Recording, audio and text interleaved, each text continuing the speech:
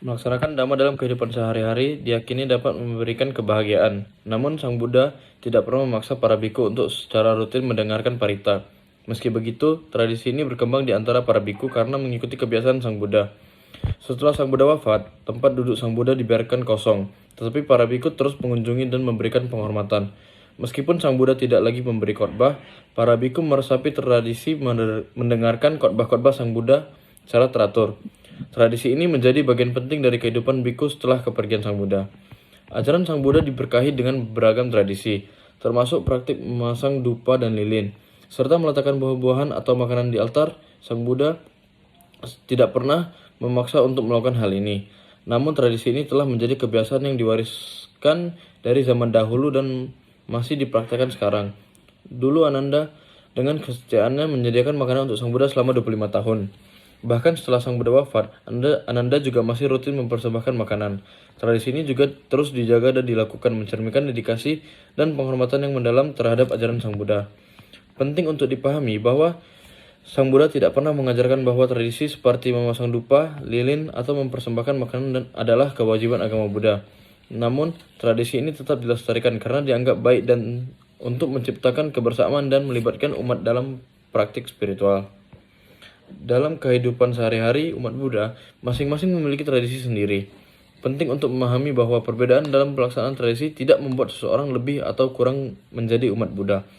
Dengan menyadari perbedaan ini, pemikiran superioritas terhadap tradisi tertentu dapat dihindari, sehingga meminimalisir konflik dalam konteks agama Buddha.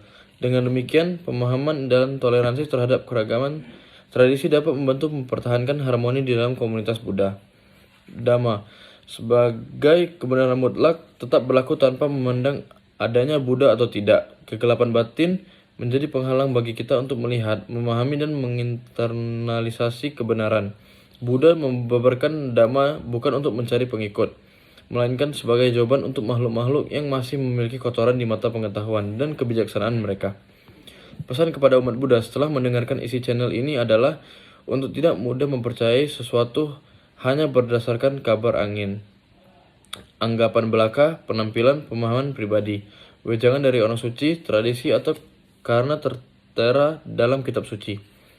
Sang Buddha menekankan agar umatnya menganalisis kebenaran dengan cermat dan menyelidiki dengan teliti. Jika sesuatu sesuai dengan kebenaran, membawa kebaikan untuk semua, dan sesuai dengan ajaran tersebut, maka layak diterima dalam hidup. Konsep sesuai benih yang ditabur, begitulah buah yang akan dituai. Menggarisbawahi prinsip hukum karma, bahwa perbuatan baik akan menghasilkan kebaikan, dan sebaliknya.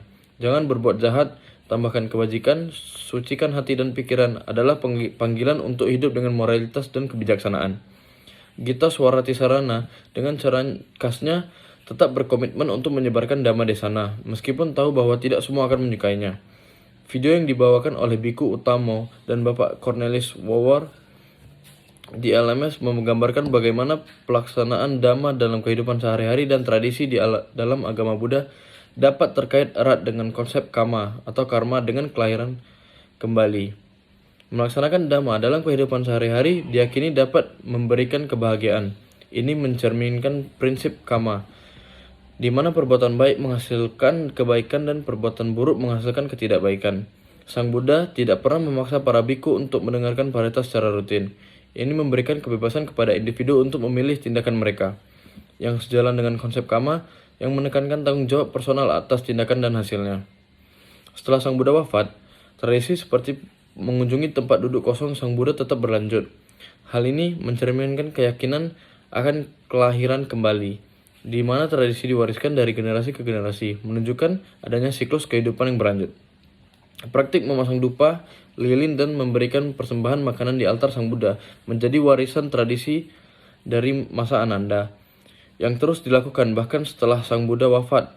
Ini menunjukkan keyakinan dalam kelahiran kembali, di mana tradisi dapat mengikuti individu dalam kehidupan berikutnya. Konsep kama yang mencerminkan hukum sebab akibat terlihat dalam praktik pelaksanaan Dhamma dan tradisi agama Buddha. Perbuatan baik dalam menjalankan Dhamma dan memelihara tradisi diharapkan menghasilkan akibat yang baik, termasuk dalam kehidupan berikutnya.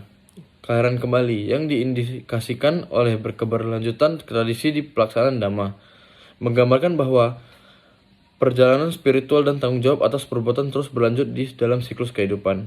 Dengan demikian, praktik Dhamma, tradisi, dan konsep karma serta kelahiran kembali di dalam agama Buddha saling terkait dan membentuk dasar ajaran serta pandangan hidup umat Buddha.